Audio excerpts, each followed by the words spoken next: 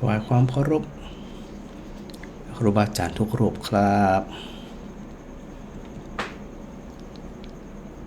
เจริญพร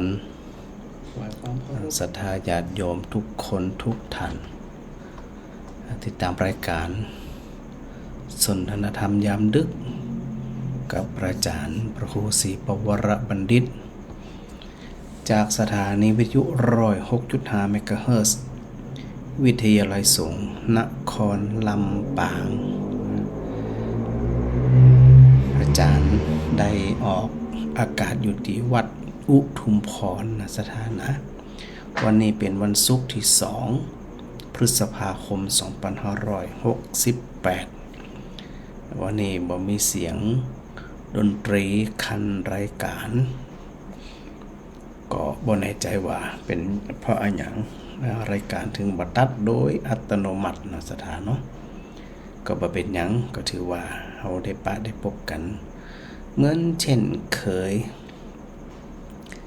โดยปกติก็คือ20:00 นถึง4:00 นนะก็แต่ว่าช่วงหลังๆมาเนี้ยพระอาจารย์ก็ได้ปรับแบ่งเวลานะโดยชั่วโมงแรกได้ออกรายการสดแล้วก็ชั่วโมงหลังก็ได้ถือโอกาสได้นำเทพอันเป็นสารธรรมตีเกยนำมาออกรายการเมื่อสัก3 ปี 4 ปีที่ผ่านมานี่นะก็เป็นยังก็ถือว่าช่วงไหนก็ได้เนาะสถานเนาะก็แบ่งเวลากันถือโอกาสได้เพิ่มพูนความเข้าใจในสารธรรมตัวเนาะสถานเนาะฮัลโหลเจ้าฝนตกฮะปุ่นฝนตกกะมันตกเหรอฝนมันแม่โตขนาดแม่ผมได้ยินเสียงอาจารย์แม่โตแค่สั่งสีทั้งไงโค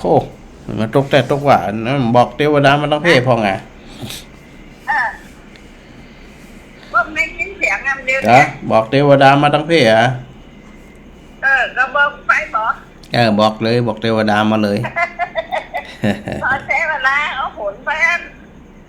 บ้านนั้นอย่างวัดอุดมพรมาเลย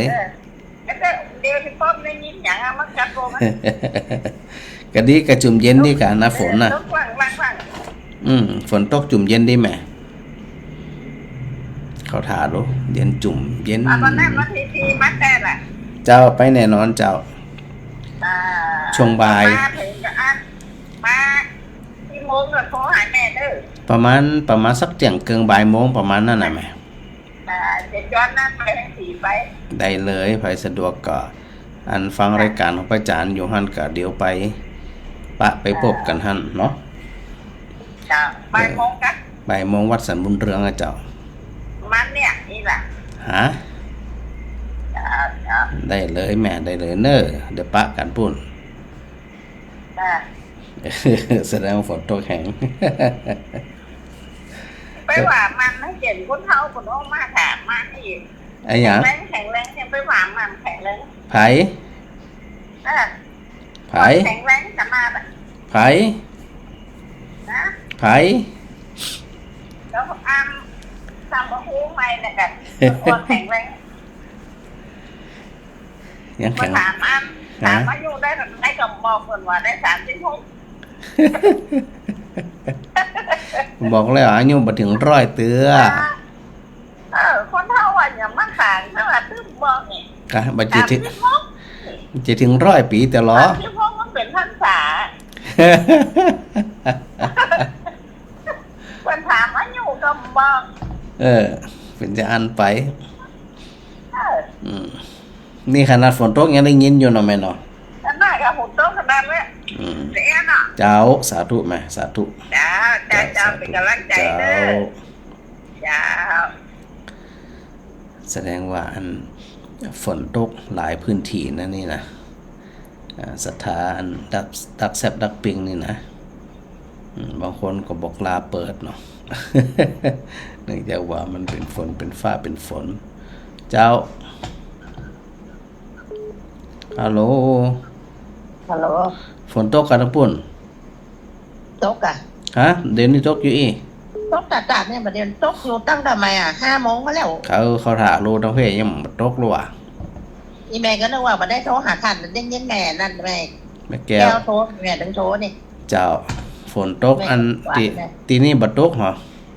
โอ้ตกได้ตกว่าพระห้องเขาเรื่องมันเดียวนี่กะนั่นเตะน่าจะมาต้องเพศพ่องโอ้เดี๋ยวให้ทอบอกอ่ะให้ทอบอกอีกได้กินกำไพ่เนาะได้กินให้ทอบอีกน่าจะมันจะไก่กันหรอกเพชรทอบเพชรมันไปไก่กันอย่างตรงนี้ไปนิ่มได้ผมว่ามันไก่ก็เนาะไปได้เนาะไปมันได้มันพดตรงกันได้มันมีรถ4 ล้อ 5 ล้อนะโอ้ถ้าเป็นรถ4 ล้อ 5 ล้อมันต้องว้ายแม่ไปถึงศาสตร์เจ้าเป็นยังเอาสะดวกกว่ากันนั่นน่ะตอนนี้ก็โต๊ะล่างๆอยู่กะโต๊ะล่างมันเดี๋ยวนี้โอ้แค่หัวฝนตกกระจุ่มเย็นอันนี้ก็เริ่มลงมอนแมทนั่นละเพศนะจุ่มเย็นเนี่ยนะเพราะหญ้าเขียวเลยนี่มอนนะกะหญ้าเขียวๆมอนนะกะได้ไนโตรเจนเขียวก็มาเอาเนื้อมันก็จะพร้อมบ้านพร้อมจ้องน่ะกันเป็นอย่างมันจะได้บางงอมบางงอมแต่เอาหญ้ามอนนี่นะบนหัวน่ะกะเจ้าเป็นอย่างดีจะได้กับรักษาสุขภาพเนอะเจ้าสาธุเจ้า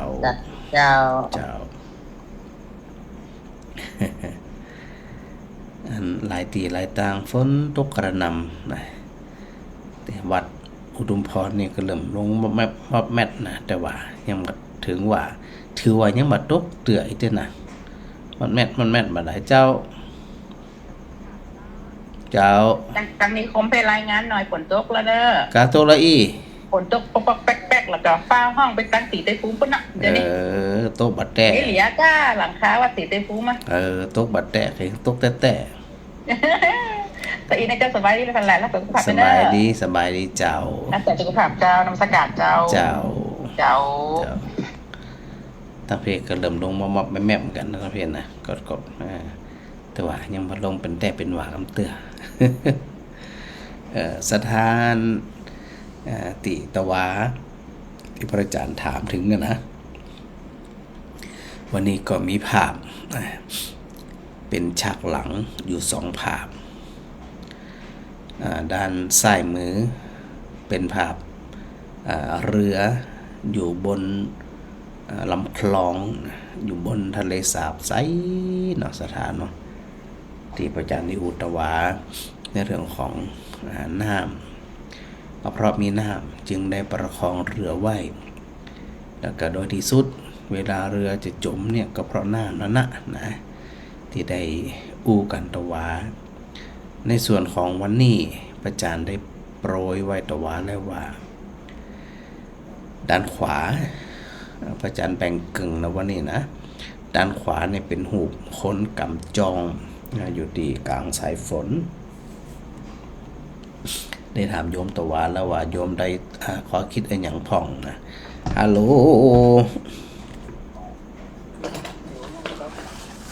ฮัลโหลครับไผกำลังโทรไม่ตัวโทรครับปล่อยยังอาจารย์ครับแม่นอันนี้ปล่อยยัง2ครับเลข2ฮะเลข2ครับอายุ62จื้อยังก็ปอ12ครับเลขจื้อป๋องฮะท้องทองคำนี่เด้อน่ะกำลังโทรฟังเลยบ้านเนี่ยปอท้อง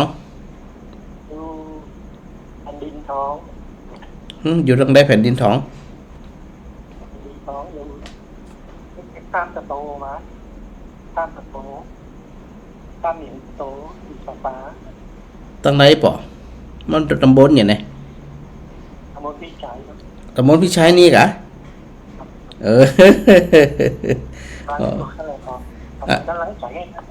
ได้อยู่ใกล้ๆกันเนี่ยกะอันกันนี่กันลงมาแม่ปอลงบัดแตะเนาะป้าอาจารย์จะรู้เรียนครับ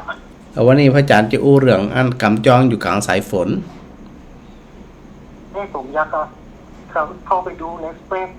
มันเข้ามาได้พระอาจารย์คิงว่าจะไหนก็ อ๋อพระมหาบวรวิทย์รัตนโชโตป่ะ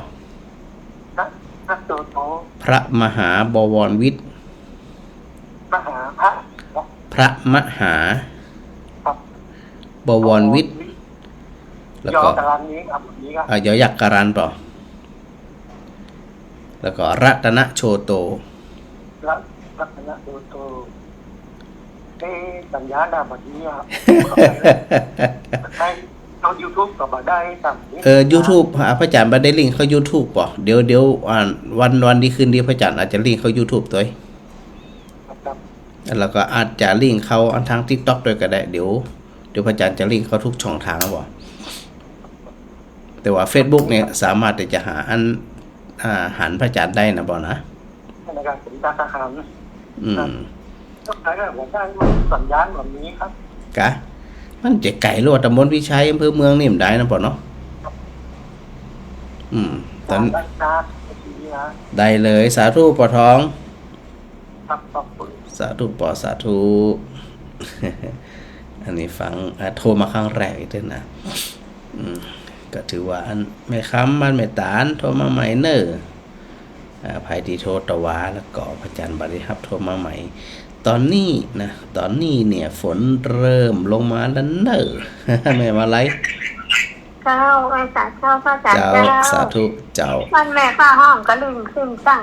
กา ห้อง ฟ้า ได้นะเจ้าก ะมี ต ไผ อนนี้ฝนค่ะฝนมีน้อยเดียว กะมีไผไปหย่ำหัวไม่ตีนฝ้าในห้องขนาดนั้น เจ้า ฮะ ถูกในบ้านแม่ก็อันฝนจะอันตรงน้ำพระธาตุก็นั่นนี่วันติดวันอาทิตย์นี่นะเจ้าตรงน้ำพระธาตุแล้วก็ตานที่เก็บของนะเจ้า เจ้าดีละเป็นบุญ เก็บหม้อเจ้า เก็บเป็นนั้น แม่ เป็ ก็ น เตรีย สั ม ดเป็น ครัว ส่วน อย่างไว้เนี่ยเจ้าว่าจะการนั่นตัวเองนะเจ้าการสำหรับ เจ้า แกงดอกแกงอย่างไว้ให้เตรียมไว้เรียบร้อยแล้ว ก็นี้แหละเป็นบุญ เอาไงล่ะก็จะไปเป็นโผล่เห็นคุณให้แต่วันทำเนาะ เจ้า ทำบุญมาตามกำลังเขาเนาะพระอาจารย์ ถู เนาะ กต้องเจ้าตามกำลังทำไปตัวสุขไปตัวเนอะ เจ้า สุขใจเบ่งบานใจเบิกบานใจ เจ้าตามกำลังเฮานี่กะ เจ้า ดีละเป็นกำลังใจ มันแต่มันสะดวกเข้าก่อมเป็นยังเนาะยังกับแม่เนี่ยใครไปเยี่ยมพระอาจารย์เหมือนกันนะแต่มันมันสะดวกนะพระอาจารย์ มันไกลพระอาจารย์อยู่ไกลเจ้า นั่นน่ะเจ้าใจกับใครไปเหมือนกันนะ มันจะชวนน้องเบาที่อยู่เชียงใหม่ก็ว่าน้องไหนมาจำมีไผ่แล้วฮะไปแอวไปอันดำหัวพระอาจารย์ฟังน้อง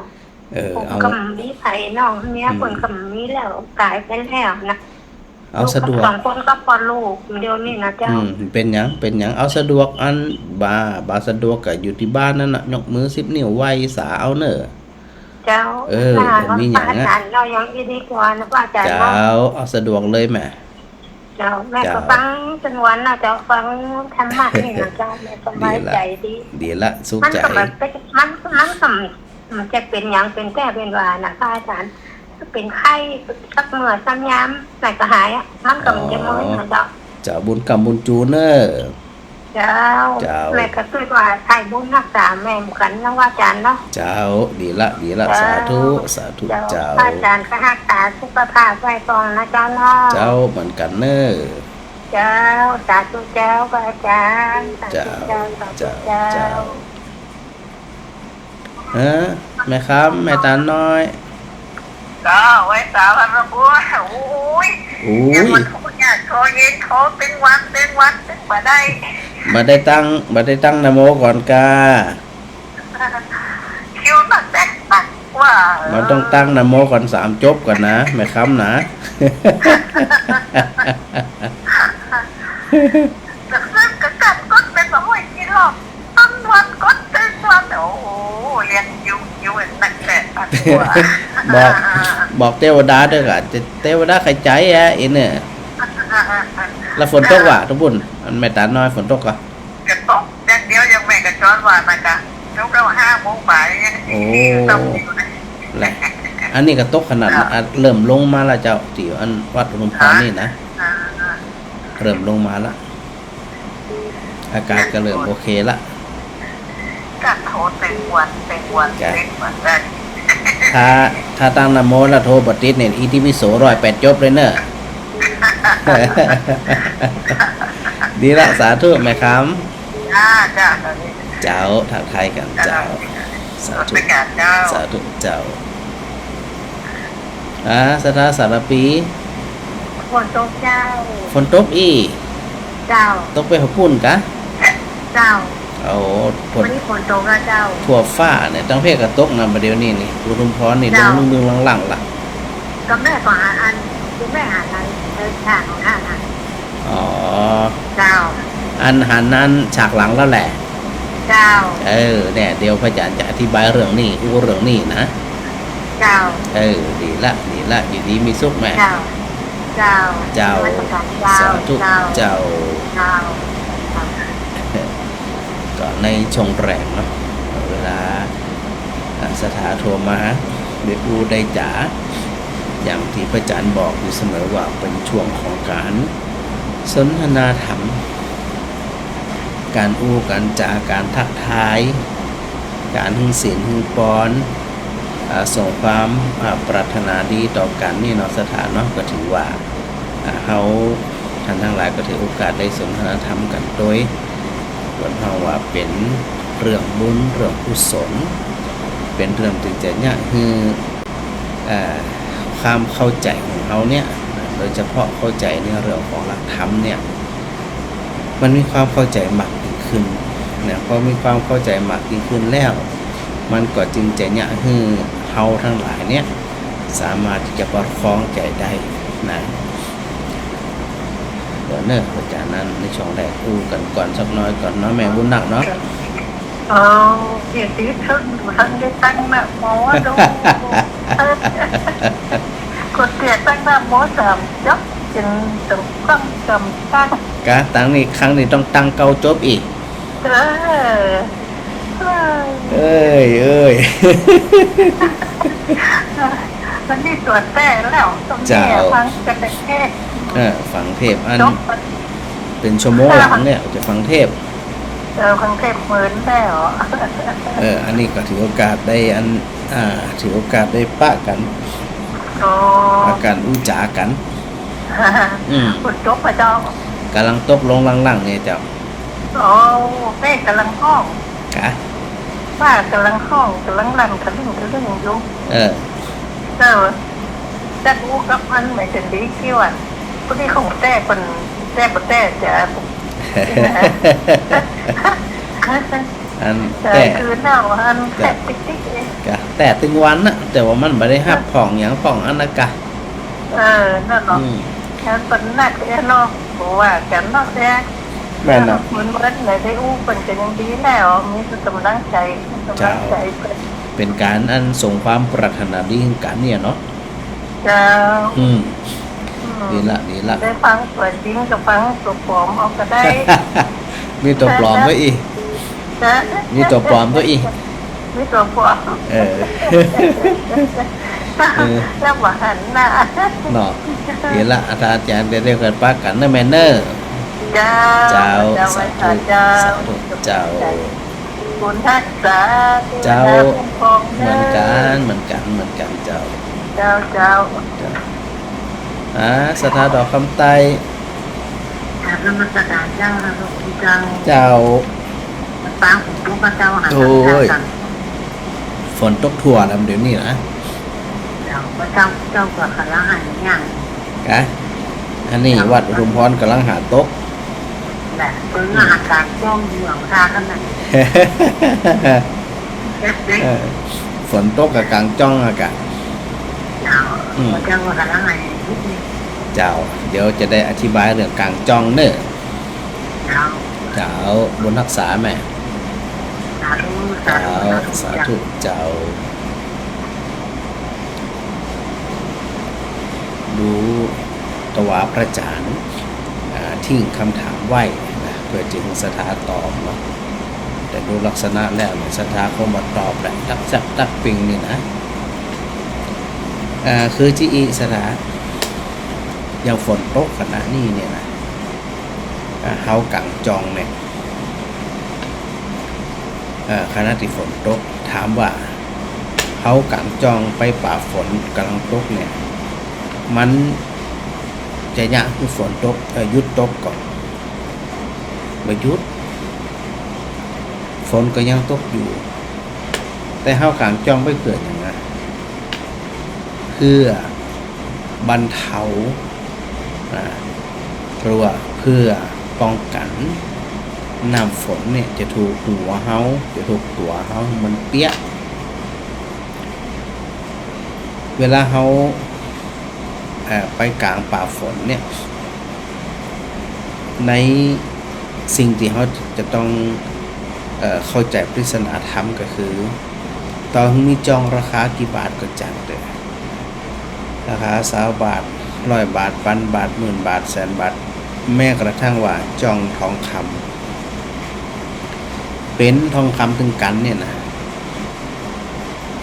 มันก็บ่สามารถที่จะเนี่ยให้ฝนเนี่ยมันหยุดตกได้ประโยชน์ของจองจะมีก็ต่อเมื่ออย่างต่อเมื่อฝนตกต่อเมื่อแดดออกยามบ่มีฝนยามบ่มีแดดจองกระแทบบ่มีความหมายอย่างในการกันแดดกันฝนแต่ถ้าหากว่าเฮามองไปแหมจองบ่มีแดดก็จริงบ่มีฝนตกลงมาก็จริงก็ยังสามารถกันสัตว์ร้ายได้กันหมาได้กันอย่างใดที่จะมาคบเฮาอาจารย์อูตะกี้เนี่ยนะสถาว่าแม้ว่าจองบ่สามารถที่จะยั้งฝนหยุดตกได้ขณะนั้นหรือแม้ว่าฝนมันจะหยุดตกก็บ่ได้เกี่ยวข้องอย่างกับจองเลยฝนที่หยุดตกเพราะเหตุปัจจัยมันหยุดเหตุมันหยุดฝนก็คือเป็นผลมันก็จึงหยุดตามแต่ว่าเวลาเขามีจองเนี่ยมันบรรเท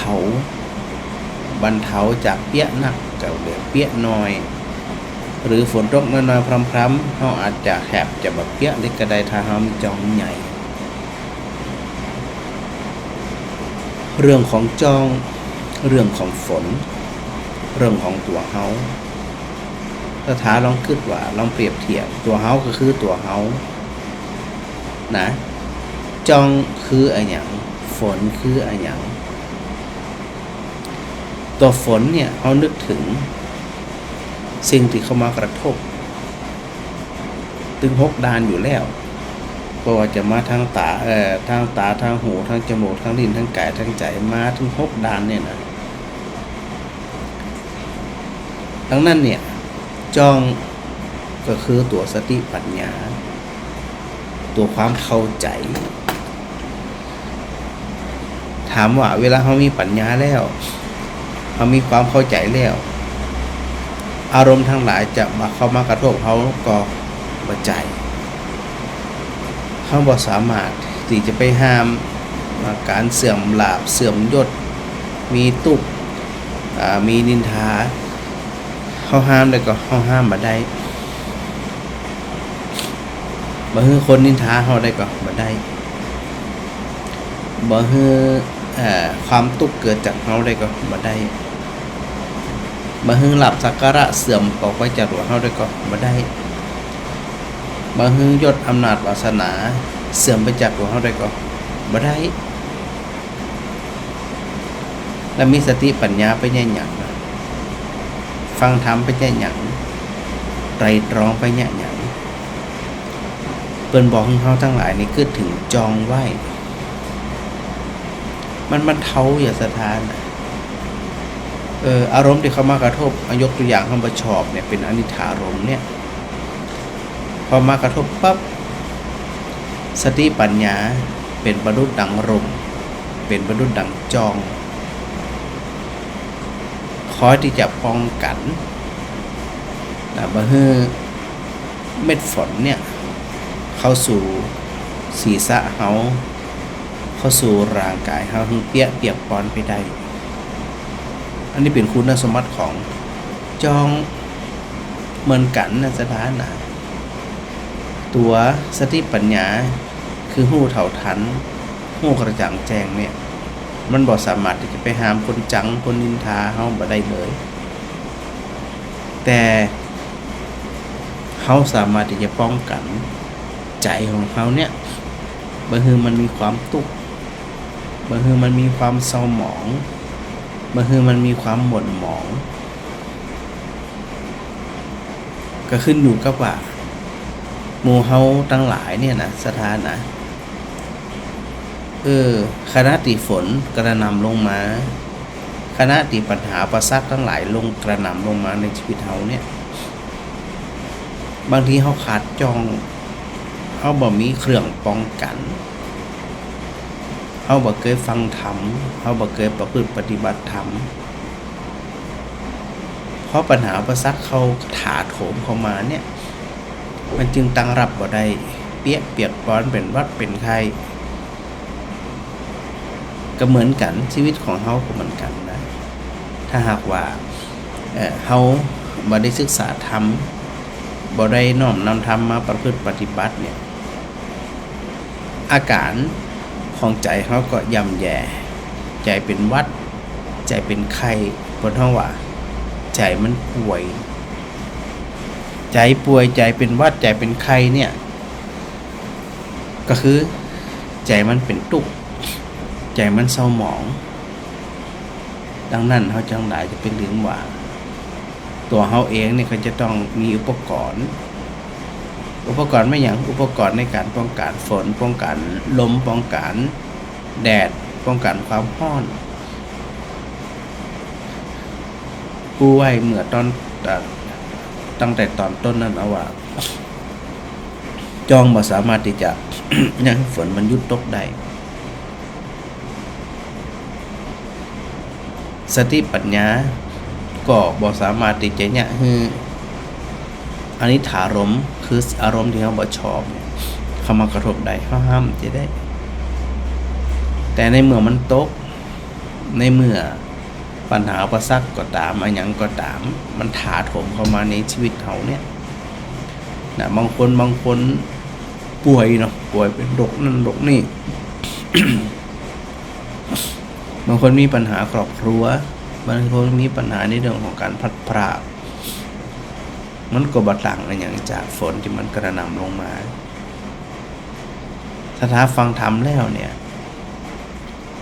ใส่ใจในการพืชปฏิบัตินี่นะแล้วมันเมื่อได้ก็ตามที่มันมากระทบสถานเนี่ยเขาสามารถจะไปเข้าใจที่สิ่งมันมากระทบและป้องกันตัวเขาป้องกันใจแต่ว่ามีความทุกข์ในได้แต่ก็ต่อเมื่อไปอันสังเกตเห็นไปหู้เท่าทันกับอารมณ์ที่มากระทบทั้งหลายเหล่านั้นได้ทันทีทันใดเช่นเดียวกันแต่สถานทั้งหลายที่พระอาจารย์ได้พร่ำอยู่เสมอเนาะพร่ำบอกพร่ำปูพร่ำสนทนาโดยเสมอนั่นว่าโดยที่สุดแล้วเวลาเฮาไปสำรวจตรวจสอบจิตของเฮาใจของเฮาเนี่ย เขาจะต้องสำรวจอยู่บ่อยๆตึงด้านหน้าตึงด้านหลังเขามักแต่เคยได้ยินการเปรียบเทียบอยู่เสมอว่าเวลาเฮากินข้าวเนี่ยนะเวลากินข้าวเนี่ยกินข้าวกับจานเนี่ยนะเฮากินเวลาเฮากินเนี่ยเฮาจะหงายจานหรือว่าความจานหงายทุกคนสถานหงายจานเวลาเฮาล้างทำความสะอาดสถานจะล้างเฉพาะด้านหงายด้านใส่เข้าต่ออันกันไม่ใช่แม้แต่ด้านหลังหรือด้านก้นของมันเนี่ยเฮาบ่เคยได้ใช้บ่เคยอันเอาเข้าใส่บ่เคยเอาแกงใส่แต่พอถึงคราวที่เฮาต้องล้างเฮาก็ต้องล้างตึงตั้งหน้าแล้วก็ล้างตึงตั้งหลัง เมื่อเขาท่านทั้งหลายเนี่ยได้เข้าใจนะว่าทุกสิ่งทุกอย่างมันเป็นแบบนี้มันเป็นเจนี่แต่ว่าเขาก็ต้องใส่ใจแต่นะไตรตรองให้เห็นให้เข้าใจในสิ่งทั้งหลายเหล่านั้นชัดๆเลยเนี่ยมันจริงจะเนี่ยคือจิตของเขาเนี่ยใจของเขาเนี่ยปล่อยได้วางได้ปลงได้จะไปลืมนะความทุกข์อยู่อย่างหนึ่งที่เกิดขึ้นก็คือความขาดหวังเขาขาดหวังคนนั้นต้องชมเขาขาดหวังคนนี้ต้องยกย่องเขาคนนี้ต้องพักดีต่อเขามันมีบะมีนะสถานะความเป็นจริงของชีวิตความเป็นจริงของโลกใบนี้เขาอย่าได้ไปขาดหวังแบบนั้นถ้าขาดหวังแบบนี้เมื่อใดเขาผิดหวังเหมือนนั่นเลยไปขาดหวังอย่างถึงพระอาจารย์ได้ย้ำสถาอยู่วันแล้วว่าความสุขของใจเนี่ยโดยอาศัยตัวสติสัพพัญญะอาศัยตัวสติปัญญาเข้าไปจัดการเหมือนบางคนหลายคนนี่บอกว่านี่พระอาจารย์พอถึงวันโกนวันพระเนี่ยมาจำอานชอบหอนบ้านนี่นะพระอาจารย์หอนมาโทนวันพระนี่นะสงสัยมาหันผีอะฮะพระอาจารย์ก็เลยว่ามันจะหันผียังหรอกไม่ยังอ่ะมันหิวข้าวหมามันหิวข้าวมันก็เลยหอนนี่นะบางคนก็ถามนี่นะเขาเอาความจริงเปิดห้องว่าเปิดตึงตาเปิดตึงความคิดเปิดตึงสติปัญญาเปิดเลยเราวิธีการเปิดของเขาก็คือติพระพุทธเจ้าได้ตรัสแนะนำถึงว่าจิตว่าเป็นธาตุของอารมณ์อันนี้ก็จะย้ำกันมันน้อยหนึ่งเนื่องจากว่าสถาที่ฟังรายการหลายคนหลายท่านก็ยังเป็นคนที่ฉุนเฉียวโคตรง่ายตุกง่ายเศร้าหมองง่ายเสียใจง่ายน้อยใจง่ายถ้าเป็นจะอันเขาเนี่ยถือว่าเดินตากฝนแน่นอนมันมีจ้องอย่างมาอันป้องกันฝนใดๆเลยอ่ะก็อยากจะให้หมู่เฮาหมู่สถาที่ฟังรายการกันมาโดยตลอดเนี่ยนะจะต้องใส่ใจเจนเนี่ยดูเจนเนี่ยพิจารณาแบบเนี้ยไม่ต้องไปพิจารณาอย่างอื่นอย่าเป็นจึงบอกว่าคนเฮาบัดเดี๋ยวนี้คิดว่าตัวเองลวกปั้นไปพิสูจน์ดวงจันทร์ดาวอังคารดาวพฤหัสไปพิสูจน์รอบโลกหมดเลยในน้ำก็อยากจะหู้ในมหาสมุทรก็อยากจะหันพื้นแผ่นดินก็อยากจะหันมันมีอย่างนี้มีอย่างไปแต่ลืมไปว่าสิ่งที่จริงอย่างที่ตัวเองมีทุกข์มีสุขนั่นก็คือตัวใจของตัวเก่าจะมีสักกี่คนเนาะสถานเนาะที่กลับหันมาดูภายในของตัวเก่าบางทีจิตใจที่อันส่งออกไปภายนอกเนี่ยมันก็ยังตะเลิดติ๊กอ่ะเนี่ยยิ่งไปอันเกาะเกี่ยวไปอิงอาศัยกับคนอื่นซ้ำให้แน่เปิดห้องว่าบางทีเนี่ยเรื่องบางเรื่องก็ตัดขวางเลย อย่างเวลาเขาหันแคปชั่นที่ออกตาม Facebook ตาม TikTok เนี่ยเขาจะหันมันก็ถ้าคบไปแล้วมีความสุขก็ต้องคบอูไปแล้วมันมีแต่เรื่องแต่ราวก็ต้องอู คิดไปแล้ว มันมีแต่ความตุกก็ไปคิดมันเขาจะหูได้ก็ต่อเมื่อเขามีสติปัญญาต่ออันบ้านเขาตะเลิดแน่นอนนะสตานั่นวิธีการคิดไม่ว่าจะเป็นเรื่องเรือที่กำลังแล่นไปบนท้องน้ำบนน้ำจองในเขากลางอยู่เป็นการใช้ชีวิตแบบมีสติปัญญาเขาจะไปตะเลิดแล้วพระพุทธเจ้าก็บอกเขาอยู่เสมอว่าการที่ จะอยากให้จิตเฮาเนี่ยมีความเข้มแข็งมีอำนาจจิตมีพลังจิตก็ต่อเมื่อเฮาได้ฝึกฝนอยู่สม่ำเสมอฝึกทิ้งนะสถานะพระธรรมเทศนาของพระพุทธเจ้าเนี่ยที่พระองค์ได้ทรงค้นพบเป็นสัจธรรมนะก็คือจิตจะมีความสุขได้ก็ต่อเมื่อปฏิบัติไปเพื่อทิ้งเพื่อละเพื่อบ่เอาเมื่อใดก็ตามถ้ายังมีความคิดในการยึดถือมีความคิดในการที่จะเอามามีความคิดในการที่จะอยู่ต่อเป็นต่อเกิดต่อเนี่ยเป็นความคิดที่บ่ถูกต้องตรงตามพระสัทธรรมในสัจธรรมที่มันเป็นจริงในชีวิตประจำวันมีโอกาสก็กลับมาพอเฮาตัวเฮาเหียพอความรู้สึกเฮาเหียดูแลเฮาเหียจะไปมัวหนังซึมหนังเศร้าหนังเหงาหนังน้อยได้เรื่องว่ะไปเหงาไปเศร้าไปซอยมันหยังมันต้องกลัวมันต้องไปหวาดหวั่นสักอย่างถ้าจิตเนี่ยนะสถานนึกถึงหนูเนาะหนูกับพญาราชสีห์กันแล้วกันเนาะหนูเองเนี่ยตัวหนูตัวน้อยๆนี่นะเวลามันได้ยินเสียงอย่างมันจะหล่นมันจะตกใจขี้ตกใจหวาดผวา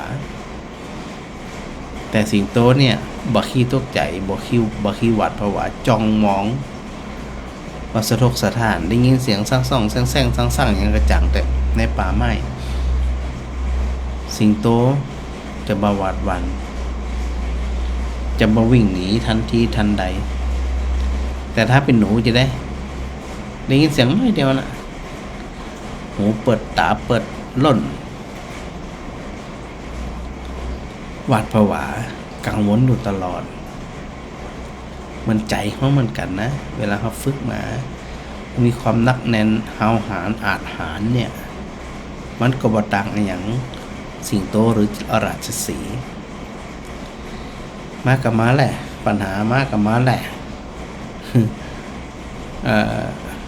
ตึงเงินอารมณ์ที่ชอบตึงอารมณ์บ่ชอบอย่างมากกับมาแหละห้ามถึงชื่อเชิญมันหรอกแต่ห้ามจะห้ามมันได้หรอกทั้งเชิญมันได้ทั้งห้ามมันได้นี่แหละสถานทั้งหลายเขาจึงไปส่งสติปัญญาเขาไปสังเกตเห็นแค่นั้นน่ะว่ามันก็แค่นั้นฝนมันตกจะได้กระจ่างเลยเขามีจ้องเนี่ยจ้องก็มีหลายประเภทจ้องที่มันหักง่ายก็มีราคาถูกๆนะมีความแข็งแรงปานกลางก็มีแล้วก็มีความแข็งแรงที่สุดก็มีอยู่ที่ว่าจ้องตัวป้องกัน ตัวสติปัญญาของเขาเนี่ยมีความเข้มแข็งแค่ไหนมีความกล้าแกร่งแค่ไหนเนี่ยเขาสบายใจละแล้วฝึกคนเดียวนะสถานะฝึกเองนะเวลาก่อนรับก่อนนอนหรือหลังตื่นนอนหู้ตัวเองสักน้อยหนึ่งก่อนจะนอนไปสังเกตตัวเองว่านอนท่าไหนนอนจะใดดูร่างกายของตัวเองเนี่ยไปทั่วไปสังเกตทั่วร่างกายที่เขากำลังนอนอยู่พอไปสังเกตไปบ่ว่าจะสังเกตส่วนไหนก็เห็นชัดสังเกตศีรษะก็หันศีรษะชัด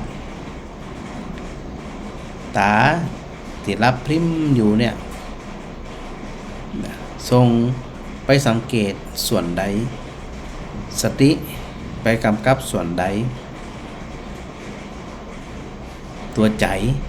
มันก็บ่สามารถที่จะเตลิดไปรับอารมณ์ภายนอกได้เลยสังเกตแขนขณะที่นอนอยู่สังเกตแขนเขาวางแค่ใด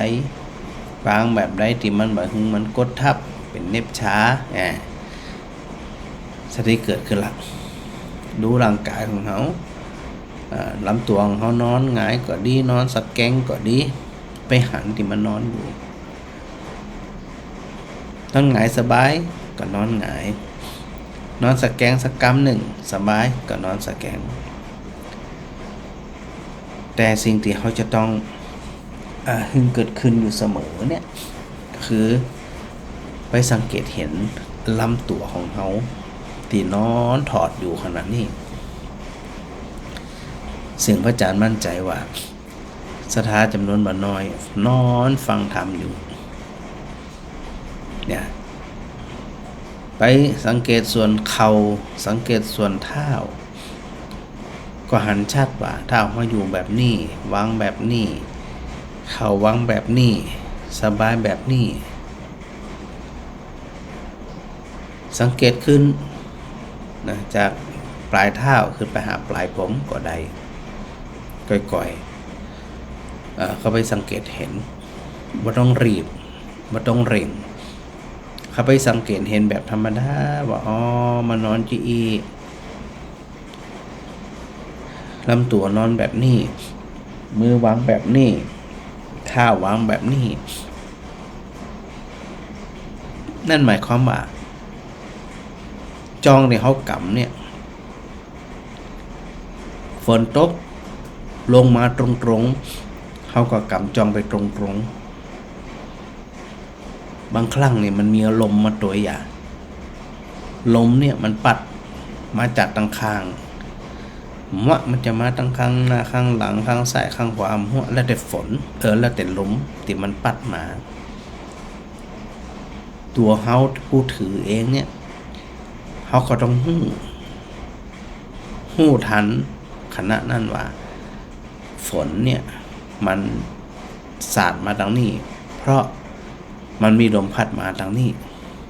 เขาก็เอาจองไหนไปกลางไปกันฟังตีฝนกระทบลงมามากกว่า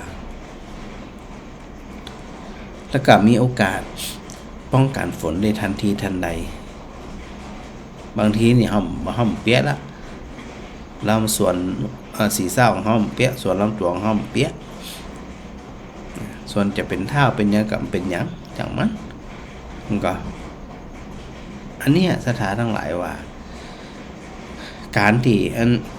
เฮาเนาะอันใส่ใจตัวเฮาเนี่ยมีเครื่องป้องกันเนี่ยมันหนีบ่พ้นจากตัวสติสัมปชัญญะสักอย่างคือการเข้าไปหู้ซึกตัวการเข้าไปหู้อย่างกระจ่างแจ้งหู้ชัดหู้แจ้งพอมันหู้ชัดหู้แจ้งแล้วมันบอกคลุมเครือมันบอกมืดซุ่มซิ่มเหมือนความเข้าใจเขาเหมือนกันนะเวลาเขาเข้าใจเรื่องราวเข้าใจสิ่งต่างๆเหมือนกันนะถ้าเขาเข้าใจบัดแต้พิจารณาบัดแต้แล้วก็บ่นำไปปฏิบัติแต้เขาก็บ่ต่างอย่างกับคนกำจองแบบลุจองที่มีคุณภาพต่ำๆมันก็ช่วยอย่างใดป้องกันฝนกำได้ป้องกันลมกำได้เนี่ยเมื่อเขาหูจีแล้วสถานทั้งหลายเขาจึงต้องอาศัยตัวสติปัญญาของเขาเนี่ยเป็นร่มในการกางกัน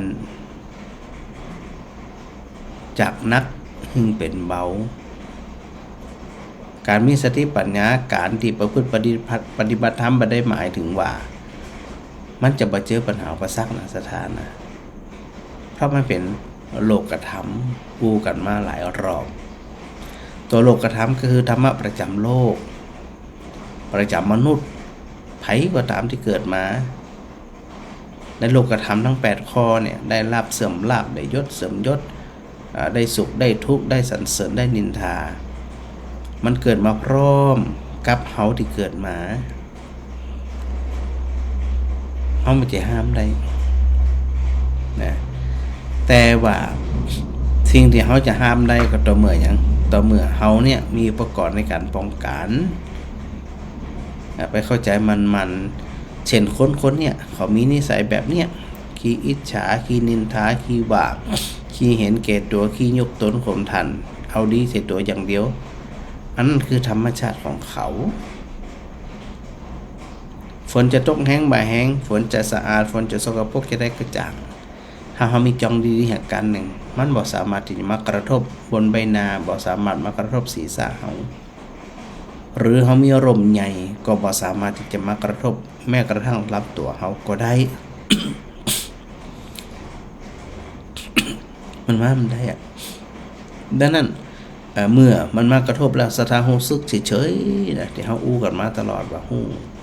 อย่างต่างๆรองเร้าอย่างต่างๆที่มันผ่านพบมาชอบพ่องบ่ชอบพ่องฮักพ่องจังพ่อง มันใส่พ่องหลงพ่องไปในนั่นน่ะเมื่อเฮาเกิดมาแล้วสิ่งหลายๆเหล่านี้มันก็เกิดพร้อมมากับตัวเฮามีการพลัดพรากกันเนาะสิ่งที่เฮาฮักเฮาชอบมันก็พลัดพรากไปเหียหรือว่าเฮาอยู่กับคนที่เฮาจังทำงานกับคนที่เฮาบ่ชอบมันใส่กันจานจีก็ตามนะเฮาไปห้ามมาได้ก็เหมือนขนาดที่ใจเฮาก็เหมือนกันเนาะบางทีตัวเฮาเองเนี่ยบางทีบางครั้งก็อยากจะให้ตัวของเฮานี่สะอาดบริสุทธิ์ทั้งกายทั้งวาจาทั้งใจแต่มีหลายครั้งพระอาจารย์อูว่าเฮามีจองบ่กังจองก็มีนะบ่ใจสติปัญญาบ่ใจหลักธรรมบ่ใจคุณธรรมข้อใดข้อหนึ่งเนี่ยมาป้องกันมาแก้ไขนั่นก็มาตึงป้องกันมาตึงแก้ไขกับสิ่งที่มันมาถูกต้องกับชีวิตของเฮาหลายคนหลายท่านนึกถึงการปฏิบัติธรรม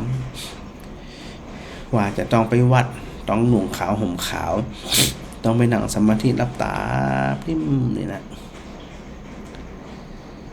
คือเข้าใจนะคือเข้าใจไม่ว่าสถานอยู่ที่บ้านจะใส่ผ้าถุงสีหยังใส่เสื้อสีหยังกระจ่างเด็กต้องขึ้นบ่ใจสีขาวเมื่อได้ดีตัวสติสัมปชัญญะตัวปัญญาเกิดขึ้นกับสถานไตรตรองมองเห็นใจตัวเก่ามองเห็นความคิดตัวเก่ามองเห็นร่างกายตัวเก่ามองเห็นความรู้สึกของตัวเก่าหู้เท่าทันความรู้สึกที่มันเกิดขึ้นถึงทุกข์ถึงสุขถึงบ่ทุกข์ถึงบ่สุขทั้งหลายเหล่านี้เนี่ยนั่นคือการปฏิบัติธรรม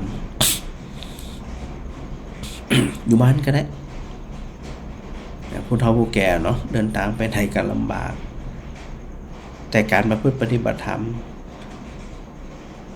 ครั้งใดก็ตามติสถามีสติสัมปชัญญะระลึกถึงตัวเฮาอยู่เสมอระลึกถึงความรู้สึกอยู่เสมอระลึกถึงใจหู้ใจหันใจตัวเองอยู่เสมอนั่นคือการปฏิบัติธรรมในสถานะแล้วอานิสงส์เกิดขึ้นทันทีที่เฮาเข้าสู่การประพฤติปฏิบัติ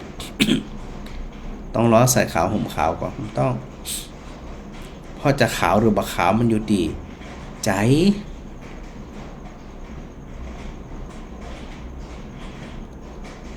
จะหนุ่งสีขาวสีเขียวสีเหลืองสีแดงสีดำสีชมพูอย่างกระจ่างแต่โดยที่สุดเนี่ย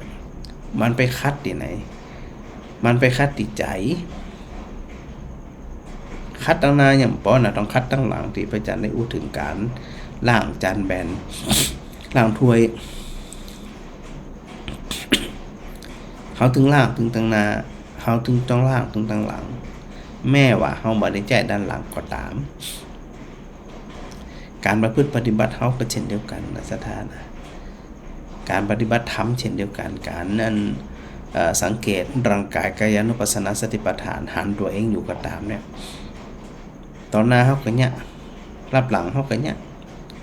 เพราะการทำปฏิบัติเนี่ยเขาบ่ได้ทำเพื่ออวดคนอื่นเขาบ่ได้ทำเพื่อเนี่ยหึงกิเลสเขามันฟูว่าเขาปฏิบัติเก่งกว่าคนอื่นเนี่ยนะมันจะบ่เกิดขึ้นละถ้าหากว่าเขาตรวจสอบตัวเองอยู่มันจะบ่หลงตัวเก่าตัวบ่าอันตำหนิตัวเก่าตัวทำมัน และการมาพูดปฏิบัติธรรมเนี่ยกับคนที่มีใจกับคนที่มีความภาคเพียรพยายามอย่างจริงจังนี่นะทำได้ทุกที่ทุกแห่งนะสถานนะทำที่ไหนก็ได้ทุกครั้งที่เรามีสติและสถานอยู่บ้านเนี่ยยิ่งอยู่คนเดียวยิ่งม่วนยิ่งเงียบสงบยิ่งสุขเพราะเขาจะมีโอกาสมีเวลาเป็นของตัวเก่าสังเกตความรู้สึกเขานอนละสังเกตความรู้สึกว่าขณะนี้เขามีความรู้สึกจะได้เบาจะได้เครียดจะได้สุขจะได้เบิกบานจะได้หรือเฉยๆจะได้ เป็นเรื่องหนาจิตเกิดขึ้นขณะหนึ่งเนี่ยเกิดแค่ดวงเดียวไม่สามารถเกิดขึ้นพร้อมกันได้เลยเขาจึงจะต้องฮือจิตที่มันเป็นกุศลเนี่ยเกิดขึ้น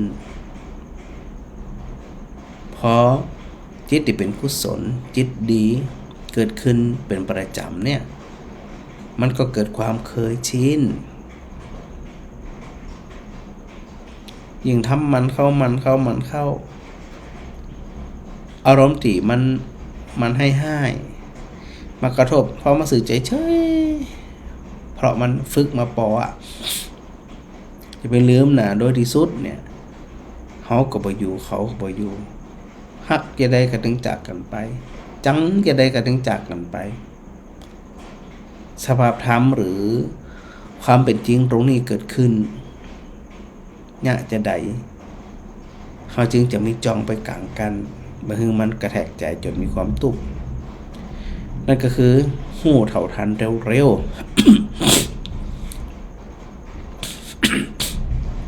หูตันถึงเหตุการณ์หูตันถึงนิสัยหูตันถึงจะว่าโอกาสที่จะเข้าไปจัดการได้เนาะสถานเนาะอันนี้ก็ถือว่าวันนี้นำเรื่องลมนะเข้ามาอธิบายคือสถานได้เข้าใจในส่วนนี้ตัวนะเป็นวิศนาธรรมซึ่งนั้นนี่เป็นหน้าฝนนะหน้าฝนแล้วก็เลยนึกถึงลมนึกถึงจ้องว่าเวลาเขาเดินกลางป่าฝนจะต้องมีจ้องฉันใดเขาก็จะต้องมีสติสัมปชัญญะเหมือนนั่นมีสติมีปัญญาเหมือนนั่นมีความเข้าใจเหมือนนั่นเหมือนกับจ้องมีจ้องบ่ได้หมายถึงว่าจะยังให้ฝนหยุดตกได้ฝนก็ตกอยู่อย่างเก่าใจเขาก็เช่นเดียวกันตัวสติสัมปชัญญะปัญญาเกิดขึ้นอยู่บ่อยบ่ได้หมายถึงว่าจะห้ามปัญหาอุปสรรคเข้ามาในชีวิตเราห้ามได้ก็บ่ได้เหมือนกับเขาบอกคือฝนหยุดได้เหมือนกันนะหน้าที่ของเขาพอหูอีแล้วมันจึงง่ายไงสะท้ามันจึงง่ายมันจึงตะหล่อมง่ายเข้าใจง่ายแล้วก็เนี่ยคือตัวเองเนี่ยมีความสุขได้ง่ายจิตมีความสุขได้ก็ต่อเมื่อความทุกข์มันมาอยู่มันไปเนี่ยพอเขาสะท้าเข้าใจเยอะมันจึงสะดวกนะพระอาจารย์ว่านะสะดวกกับการประพฤติปฏิบัติของเขาเนาะสถานเนาะแม่กิ่งแก้วนะสาธุพระอาจารย์มาแม่เรียนรู้ชัยวงศ์แม่อัญชันวงจังเงินนะแม่สุนันทากาดีนะแม่จุติการรอดพยัญนะฝนตกเหมือนกันเนาะทั้งปุ่นฝนตกเหมือนกันนะแล้วก็แม่รำไพตัวเนอร์แม่สมสอนยศเสนานี่ทักทายพระอาจารย์มาโยมต้อยชนิดานะโยมต้อยวันที่อย่างพระอาจารย์จากลงกรุงเทพ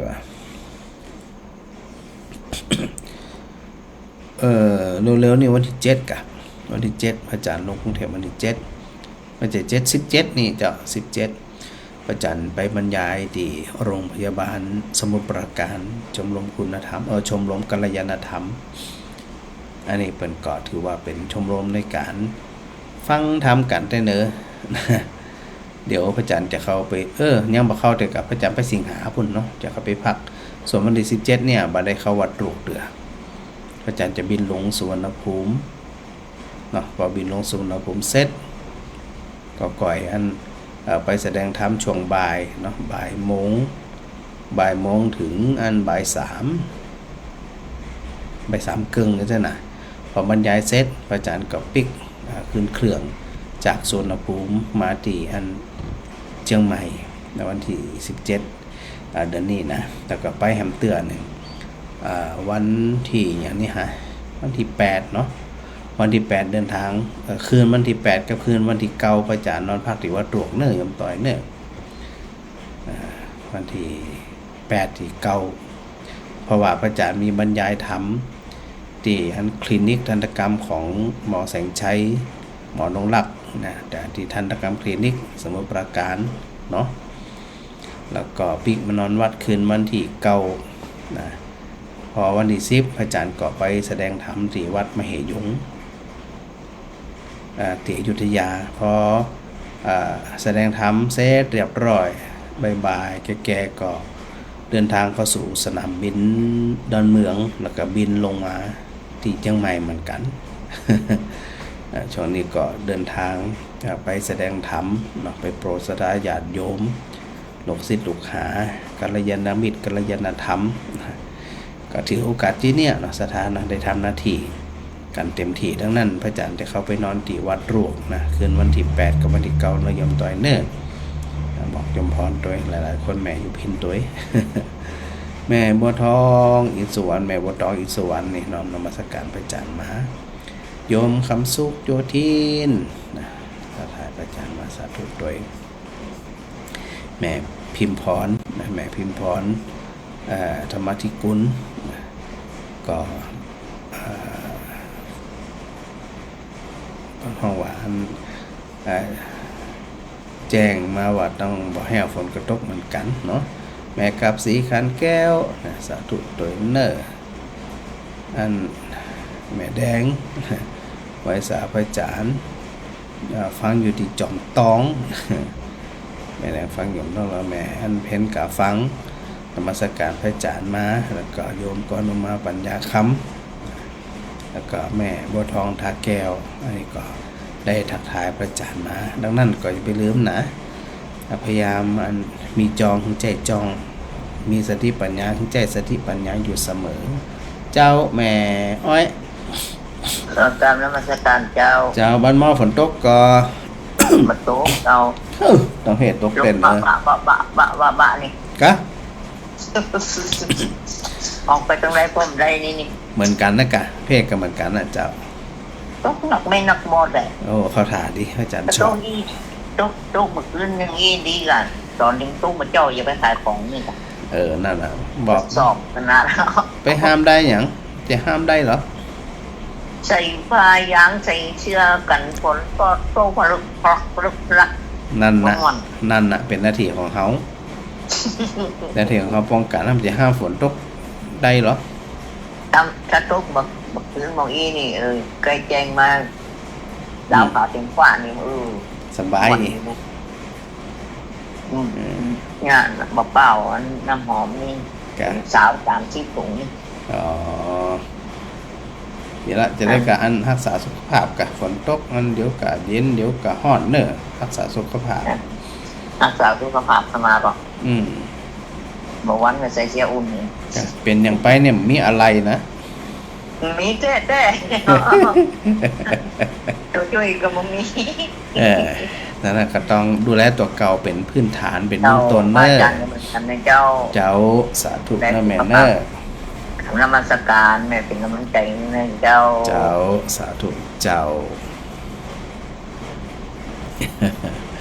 อันว่าน้องว่าส่งความปรารถนาดีกันเนี่ยนะสถานเนาะก็เหมือนเดิมเดี๋ยวอันชั่วโมงที่2พระอาจารย์ก็จะนำเทป